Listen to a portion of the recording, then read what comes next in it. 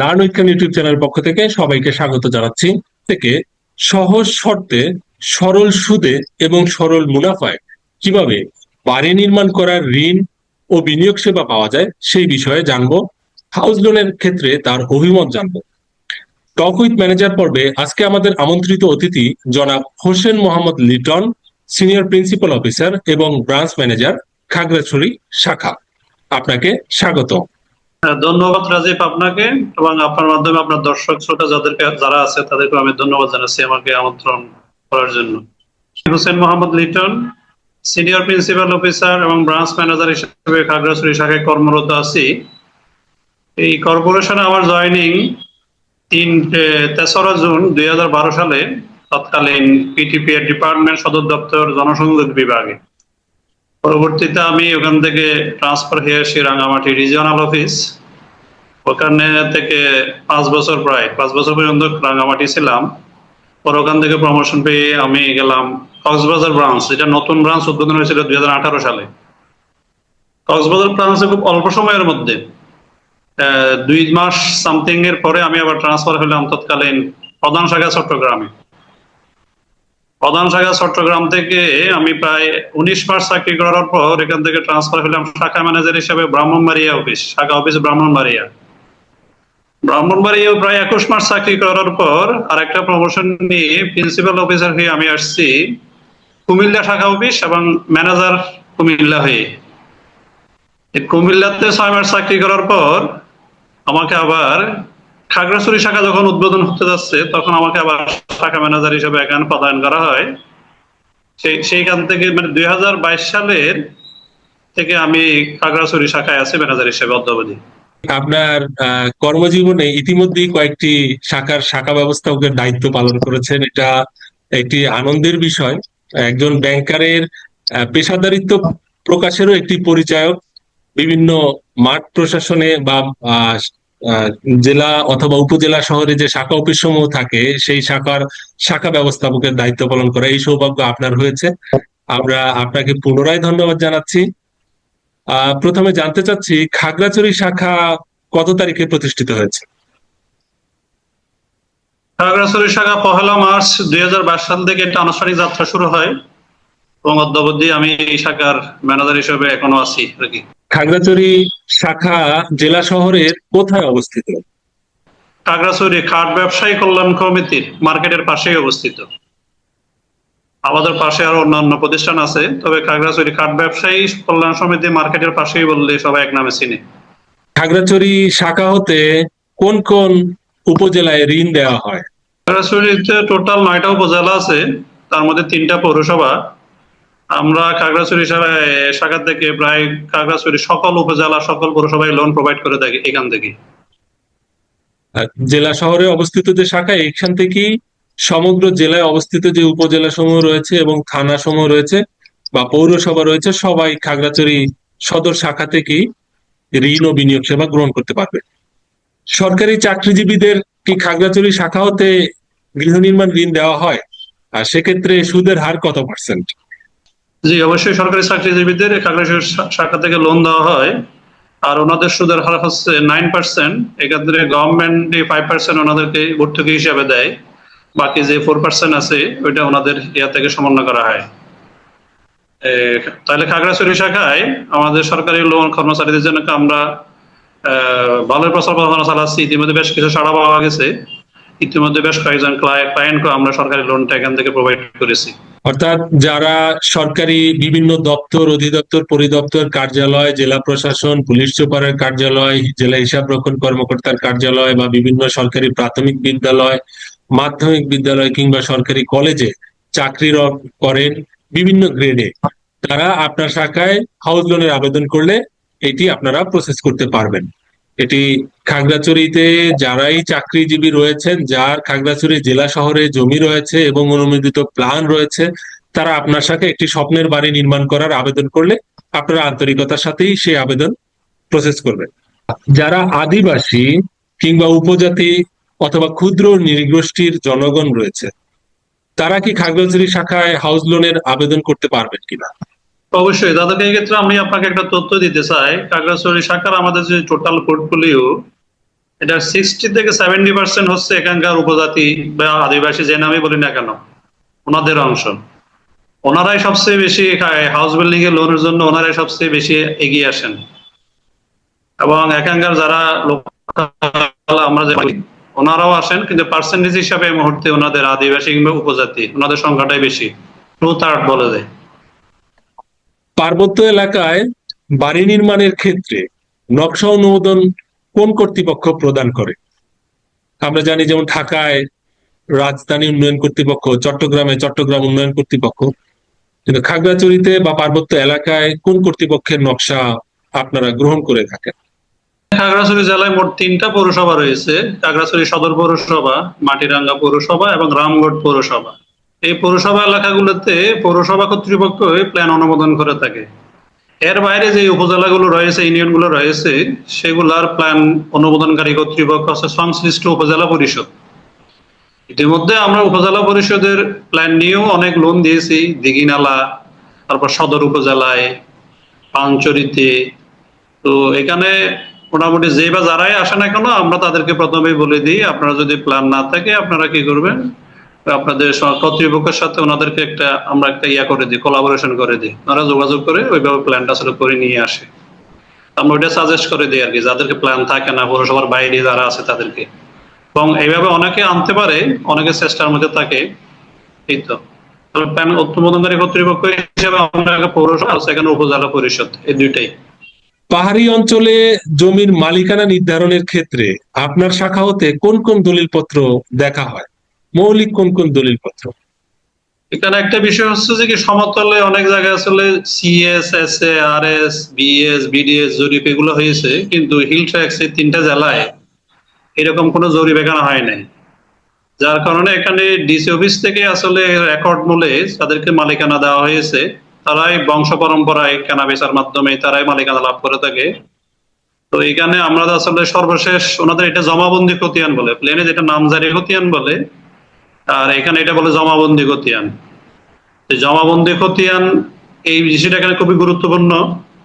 সাথে যদি ওনার মালিকানার দলিল থাকে দেখা হয়, তার বাইরে যদি প্রিভিয়াস কোনো বায়া দলিল, বায়া খতিয়ান থাকে, এগুলো দেখা হয়। এগুলো হচ্ছে এখানে জমির মূল মালিকানা দলিল।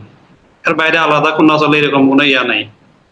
জেলা প্রশাসন কর্তৃক প্রদত্ত যে জমাবন্দি খতিয়ান, এটি একটি মৌলিক রেকর্ড হিসাবে বিবেচিত মালিকানা নির্ধারণের ক্ষেত্রে। এখানে ওই যে হিল ডিস্ট্রিক্ট আছে, সাব রেজিস্ট্রি অফিস এখানে বলবৎ নাই। এখানে জমি রেজিস্ট্রির কাজগুলো করে থাকেন জেলা প্রশাসকের একজন নতুন একজন অ্যাসিস্ট্যান্ট কমিশনার। উনি আসলে জমির মালিকানা গুলো ক্রয় বিক্রয় সংক্রান্ত রেকর্ড গুলো রাখেন। উনি এগুলো যেগুলো করেন কেনা বেচারাতে, এগুলোতে ওনার কাছে রেজিস্ট্রি করতে হয়। এখানে সাব রেজিস্ট্রি অফিসের এরকম কোনো অফিস নাই হিল ডিস্ট্রিক্ট।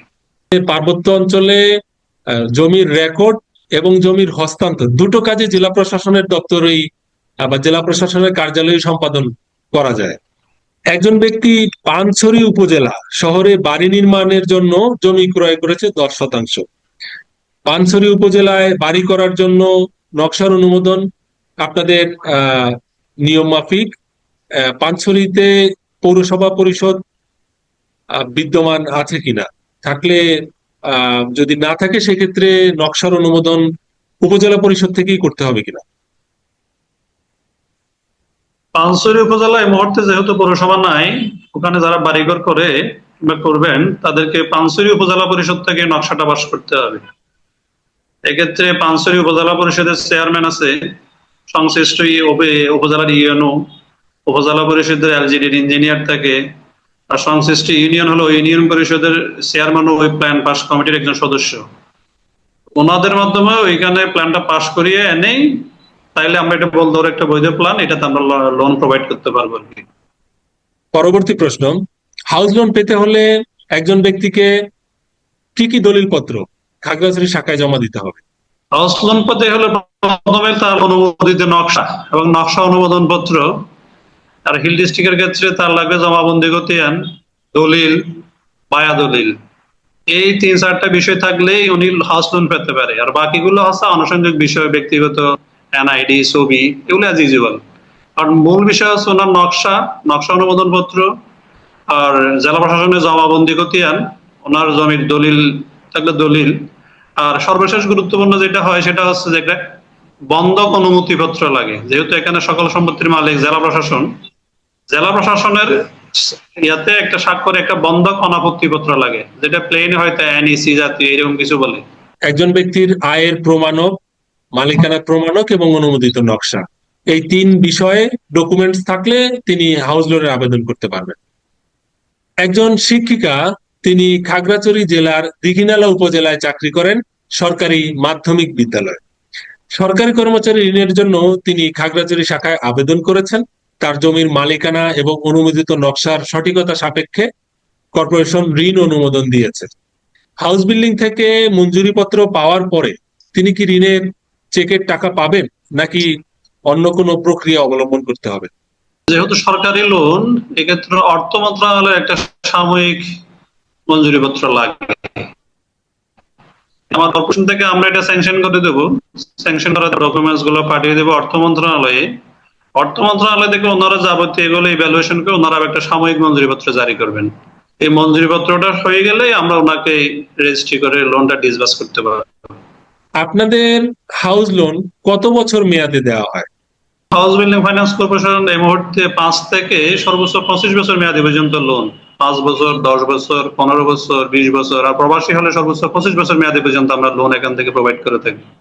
যদি কোনো ব্যক্তি আপনার শাখা হতে 20 বছরের জন্য লোন নিয়েছেন, হাউস লোন, কিন্তু তিনি 3 বছর পরেই চাচ্ছেন এই লোনটি ক্লোজ করে দিতে, তার আর্থিক সক্ষমতা ভালো, সেক্ষেত্রে নির্ধারিত মেয়াদের পূর্বে ঋণ ক্লোজ করার ক্ষেত্রে কোনো আর্লি সেটেলমেন্ট চার্জ বা ফি রাখা হয় কিনা? এটা আমরা সবার উদ্দেশ্যে বলতেছি, হাউস বিল্ডিং এ কোনো লোন যদি আর্লি সেটেল হয়ে যায় সেটার জন্য কোনো আর্লি সেটেলমেন্ট ফি এখানে নেওয়া হয় না। কেউ 20 বছর মেয়াদী লোন নিয়ে এসে 3 বছরই দিয়ে দেয়, তার 3 বছরের ইন্টারেস্টই আমরা নিব। বাকি 17 বছরের জন্য কোনো ধরনের আর্লি সেটেলমেন্ট ফি নেওয়া হয় না, যেগুলো অনেক প্রাইভেট প্রতিষ্ঠানে, প্রাইভেট ব্যাংকে নেয়, কিন্তু আমাদের এখানে টোটাল কোনো আর্লি সেটেলমেন্ট ফি নাই। সবাইকে এটা ক্লিয়ার করতে চাই, আমাদের হাউস বিল্ডিং এ কোনো আর্লি সেটেলমেন্ট ফি নাই। যতদিন লোনটা এনজয় করবেন, সেটা হোক 10 দিন, 10 মাস, 10 বছর, ততদিন পর্যন্ত ইন্টারেস্ট দেবেন। বাকি পিরিয়ডের জন্য ওনাকে কোনো আর্লি সেটেলমেন্ট ফি দিতে হবে না। এটা তো ঋণ গ্রহীতার জন্য খুবই সৌভাগ্যের বিষয়, আনন্দের বিষয়, এবং বাড়ি নির্মাণের ক্ষেত্রে প্রত্যেকেরই প্রথম পছন্দ হওয়া উচিত হাউস বিল্ডিং ফাইন্যান্স কর্পোরেশনের ঋণ গ্রহণ করে বাড়ি নির্মাণ করা। ঋণ পূর্ণ পরিশোধ শেষে দলিলপত্র সংগ্রহের প্রক্রিয়া কি? তিনি কি খাগড়াছড়ি শাখা থেকে দলিলপত্র ফেরত নিতে পারবেন কিনা? 3 কর্মদিবসের মধ্যেই তাকে আমরা দলিলগুলো ফেরত দিতে আমরা সক্ষম, এবং উনি আমাদের খাগড়াছড়ি অফিস থেকে ওনার দলিলপত্রগুলো ফেরত নিতে পারবে। অর্থাৎ একজন ব্যক্তি খাগড়াছড়ি শাখায় ঋণের আবেদন করবে, ঋণ মঞ্জুর হলে এই খাগড়াছড়ি শাখা থেকেই মঞ্জুরিকৃত ঋণের চেক গ্রহণ করতে পারবে। নিয়মিত খাগড়াছড়ি শাখার মাধ্যমেই অনুমোদিত ব্যাংক বা আর্থিক প্রতিষ্ঠানে ঋণের কিস্তি প্রদান করতে পারবে, এবং ঋণ পূর্ণ পরিশোধ শেষে ব্যক্তি তার দলিলপত্র এবং যেই সকল রেকর্ড তিনি ঋণ আবেদনের সময় দাখিল করেছেন সবকিছুই খাগড়াছড়ি শাখা থেকেই ফেরত নিতে পারবেন, তাকে অন্য কোনো জায়গায় যাওয়ার কোনো প্রয়োজনই হবে না। হাউস বিল্ডিং ফাইন্যান্স কর্পোরেশন কি সরল সুদে ঋণ দেয় নাকি চক্রবৃদ্ধি সুদে? আমরা জানি ব্যাংকিং সেক্টরে সুদ দুই ধরনের, একটি সরল সুদ আর একটি চক্রবৃদ্ধি সুদ। আপনার প্রতিষ্ঠান কোন সুদে ঋণ দেয়? হাউস বিল্ডিং প্রতিষ্ঠাকালীন থেকে 1952 সাল থেকে এই পর্যন্ত এখনো আমরা সরল সুদে ঋণ দিয়ে থাকি, এবং এক্ষেত্রে যারা প্রপাগান্ডা চালাক, আমরা তাদেরকে স্পষ্ট করে জানাতে চাই হাউস বিল্ডিং সরল সুদেই লোন দিয়ে থাকে, এবং 1952 সাল থেকে অদ্যাবধি এখন আমরা সরল সুদেই লোন দিয়ে যাচ্ছি, মানে চক্রবৃদ্ধির কোনো ধরনের সুযোগ নাই। টক উইথ ম্যানেজার পর্বে আজকে আমরা আমাদের আমন্ত্রিত অতিথি জনাব Hossain Mohammad Liton, senior principal officer এবং ব্রাঞ্চ ম্যানেজার, খাগড়াছড়ি শাখা, তার বক্তব্য শুনলাম। আমরা ব্রাঞ্চ ম্যানেজারের বক্তব্য থেকে কয়েকটি বিষয় স্পষ্টভাবে জানলাম। সেটি হলো, খাগড়াছড়ি শাখা বাংলাদেশের পার্বত্য চট্টগ্রাম অঞ্চলের যে 3টি পার্বত্য জেলা রয়েছে তার মধ্যে একটি জেলা খাগড়াছড়ি জেলা। সেই খাগড়াছড়ি জেলায় খাগড়াছড়ি জেলা শহরে অবস্থিত শাখা বাংলাদেশ হাউস বিল্ডিং ফাইন্যান্স কর্পোরেশনের খাগড়াছড়ি শাখা, খুবই সুপরিচিত স্থানেই এটি অবস্থিত। পাশাপাশি এই শাখা থেকে সকল শ্রেণীর পেশার ব্যক্তিদের জন্য হাউস লোনের ব্যবস্থা রয়েছে, যারা সরকারি চাকরিজীবী, যারা বেসরকারি চাকরিজীবী, ব্যবসায়ী, প্রবাসী, এর পাশাপাশি যারা উপজাতি কিংবা আদিবাসী কিংবা ক্ষুদ্র নৃগোষ্ঠীর জনগণ, সকলের জন্যই বাড়ি নির্মাণের সহযোগিতার স্বার্থে house building finance corporation Khagrachari শাখায় ঋণের ব্যবস্থা রয়েছে।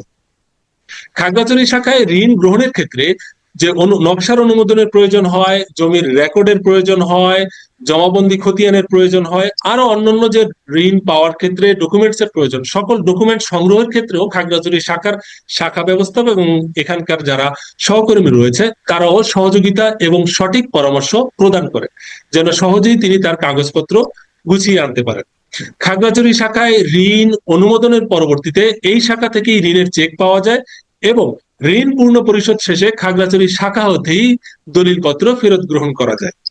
খাগড়াছড়ি শাখা থেকে যে হাউস লোন প্রদান করা হয় এটি সরল সুদের, এবং শুধু খাগড়াছড়ি শাখা নয়, সমগ্র হাউস বিল্ডিং ফাইন্যান্স কর্পোরেশন সকল শাখা থেকেই যে ঋণ প্রদান করা হয় এটি সরল সুদে ঋণ প্রদান করা হয়।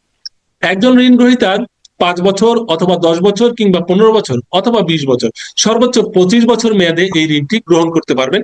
আমরা শাখা ব্যবস্থাপকের কাছ থেকে জানলাম, স্পষ্ট ভাবেই তিনি ব্যক্ত করেছেন যে কেউ যদি 20 বছরের জন্য ঋণ নিয়েও 10 দিন কিংবা 10 বছর কিংবা 10 মাসও এই ঋণ ভোগ করে, অর্থাৎ তিনি 10 দিন ঋণটি ভোগ করলে ওই 10 দিনের সুদ প্রদান করলেই এই ঋণ ক্লোজ করা যাবে, কোনো আর্লি সেটেলমেন্ট চার্জ দিতে হবে না।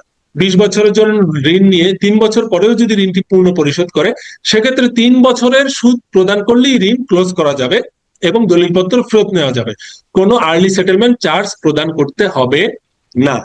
এই বিষয়গুলো সত্যিকার অর্থেই একজন ঋণ আবেদনকারীর জন্য আনন্দের বিষয়, যে আমি বাড়ি নির্মাণ করার জন্য ঋণ গ্রহণ করব, ব্যাংক থেকে ঋণ গ্রহণ করব, কোন প্রতিষ্ঠানে ঋণের আবেদন করব, কোন প্রতিষ্ঠান থেকে আমি ঋণ নিয়ে বাড়ি নির্মাণ করব, এই ঋণ নেওয়ার পরে এটি কি আমার জন্য বার্ডেন বা বোঝা হয়ে যাবে কিনা, না আমি খুব সহজেই ঋণের কিস্তি পরিশোধ করতে পারবো, আমি কি চক্রবৃদ্ধি সুদে ঋণ দিব না সরল সুদে ঋণ দিব, এই সকল বিষয় তুলনা করলে হাউস বিল্ডিং ফাইন্যান্স কর্পোরেশনের ঋণ একটি উত্তম সিদ্ধান্ত, best option for building construction. আমরা খাগড়াছড়ির শাখা ব্যবস্থাপকের কাছ থেকে আরো জানলাম যে তিনি এইখানে যারা সরকারি চাকরিজীবী রয়েছেন তারাও হাউস লোনের আবেদন করতে পারবেন এবং শাখার পক্ষ থেকে তাদের সঠিক পরামর্শ প্রদান করবে। আমরা জানি পার্বত্য অঞ্চলে আমাদের সম্মানিত আদিবাসী বা ক্ষুদ্র নৃগোষ্ঠী জনগণ বসবাস করেন। আমরা একটি তথ্য জানলাম যে খাগড়াছড়ি শাখায় যারা বিদ্যমান ঋণ গ্রহীতা রয়েছেন তাদের মাঝে মোর দেন 50% ঋণ গ্রহীতা হচ্ছে উপজাতি বা আদিবাসী জনগোষ্ঠী। তাহলে ইতিমধ্যে এটি প্রমাণিত হয় যে খাগড়াছড়ি শাখা এইখানকার বিদ্যমান যারা জনগণ রয়েছে তাদের কাছে একটি আস্থার জায়গা তৈরি করতে সক্ষম হয়েছে।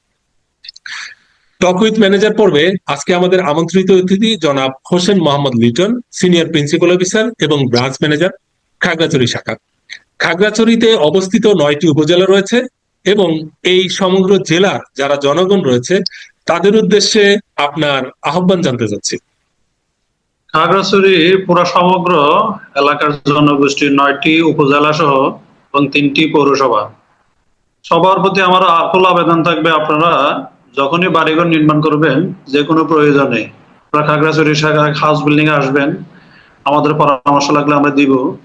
কোনো দলিলাদি কোনো বিষয় থাকলে, নকশা সংক্রান্ত কোনো বিষয় থাকলে আমরা আমাদের পরামর্শ নিতে পারেন।